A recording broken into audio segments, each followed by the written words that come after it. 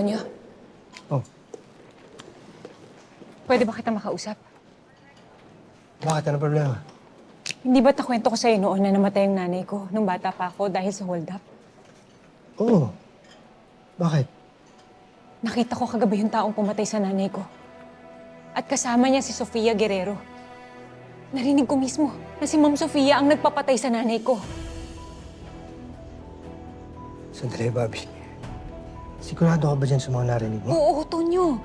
Kanina galing ako kay Mayor Glenn. At sinabi niya na tutulungan niya ako sa kaso. Basta't may sapat ako na ebidensya.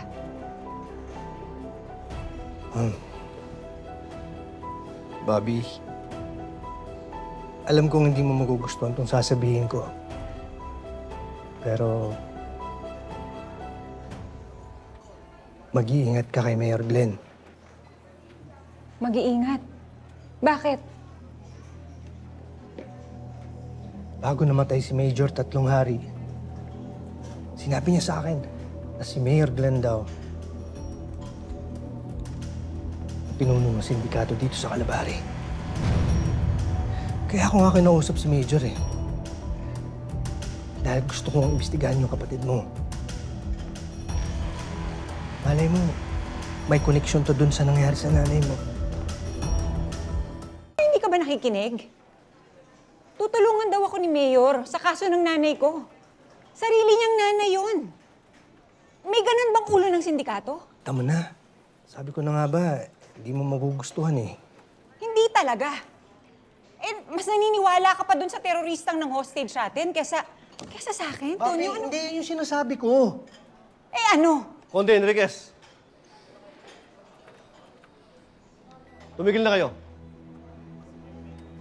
Hindi ko pinagbabawal ang may relasyon dito sa station.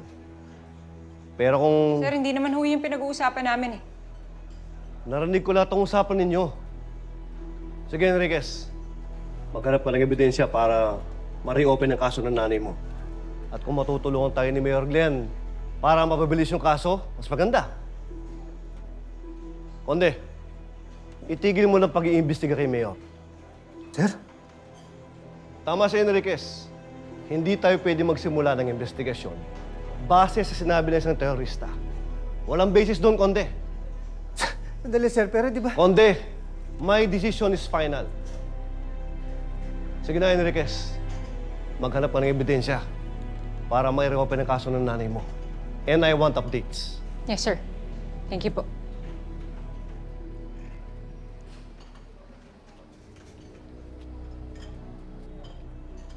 Sir, bakit ayaw niyo nang paimbestigahan si Mayor? Dahil ayoko malaman ni Enriquez. Para magawa mo ng maayos yung investigasyon kay Mayor, walang dapat pakaalam maliban sa akin at sa mga taong pinagkakatiwalaan mo. Isama mo si Garcia at imbestigahan niyo si Mayor. Yes, sir.